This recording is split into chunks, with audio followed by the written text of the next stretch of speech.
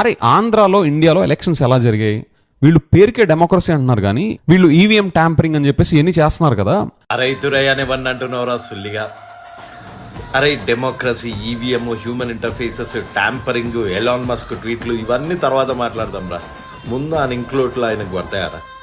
జగనన్న ఇంట్లో వాళ్ళ అమ్మ అవుట్ అయ్యారు, వాళ్ళ చెల్లెళ్ళు అవుట్ అయ్యారు, వాళ్ళ బావాలు అయ్యారు, వాళ్ళ బాబాయ్ ఇంట్లో లేరు. మీరు ఎందుకు మాట్లాడతారా డెమోక్రసీ స్టాండర్డ్స్ గురించి? చెత్త.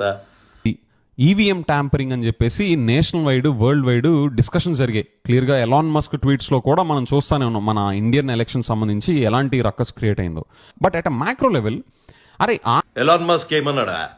రాజశేఖర రెడ్డి గారు గెలిచింది 2004లో ఈవీఎంతోనే, జగనన్న 150 కొట్టింది ఈవీఎంలతోనే.